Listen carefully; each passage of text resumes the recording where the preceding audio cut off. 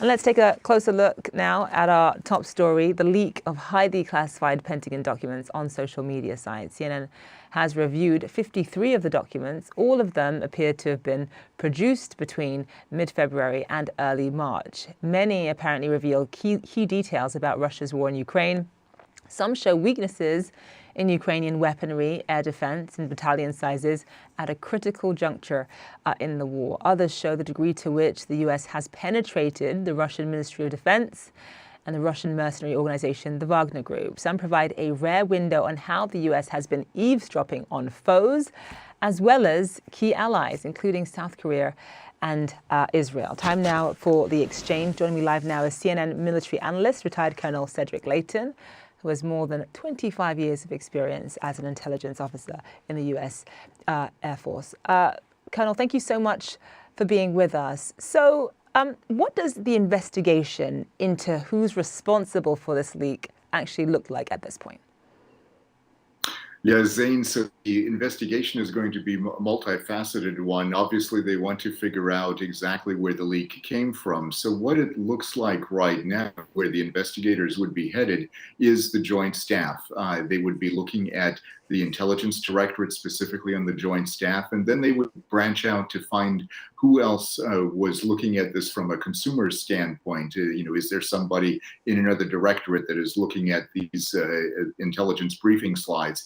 And then other agencies outside of the Pentagon would also potentially be consumers of this kind of intelligence. So it would be a situation where they would be looking for people that have access. Is there anybody who is a disgruntled employee? Is there somebody who, for political reasons, objects to the U.S. involvement in the war in Ukraine? And they would go from there to try to find who that leaker is. On the other side of that, of course, they would be looking at spread this on social media beyond the Discord platform and see how it got onto Twitter, how it got onto some of the other platforms like Telegram, and that would be where the investigation would lead.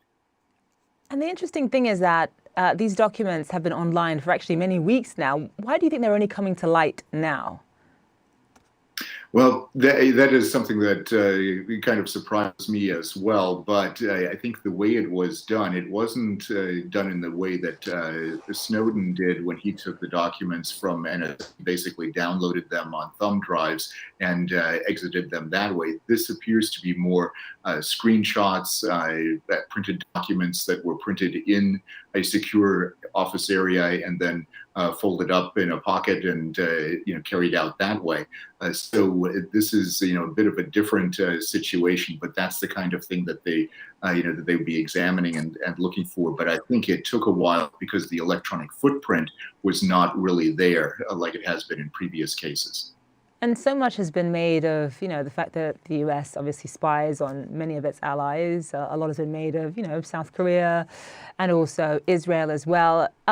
It's not necessarily surprising that the U.S. does that, but still disconcerting for the allies nonetheless. Do you think this will put a strain on the relationships between the U.S. and South Korea and the U.S. and Israel?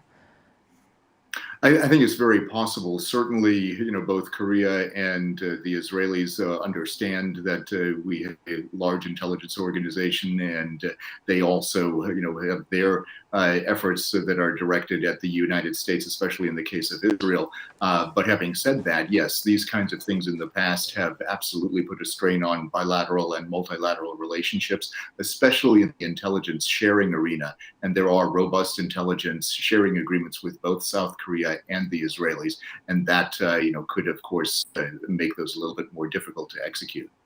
Are you anticipating at this point more documents to come to light?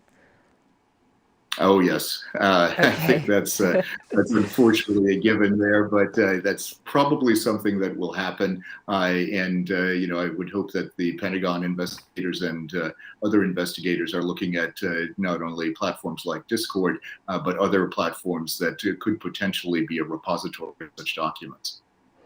And I know you touched on this already, but just walk us through the possible motive, right? The possible motive that someone might have, an American, would have to share these documents and make them public. Yes, so it could very well be a political motive. So that's one possibility. Some people may find it amusing or cool or whatever term you want to use to just reveal secrets. And that, of course, is not a good thing. But I think that would be a secondary motive. This seems to be politically motivated because it specifically deals with U.S. support to Ukraine and also U.S. efforts with other allies. So it seems to me that, they could potentially be sympathetic to Russia. They could potentially even be working for Russia or China as something like this unfolds. It's these tentacles can reach far and wide sometimes, but that's something that we should Gosh. definitely be looking at from an investigative standpoint. Fascinating. Retired Colonel Cedric Layton, thank you so much for being with us.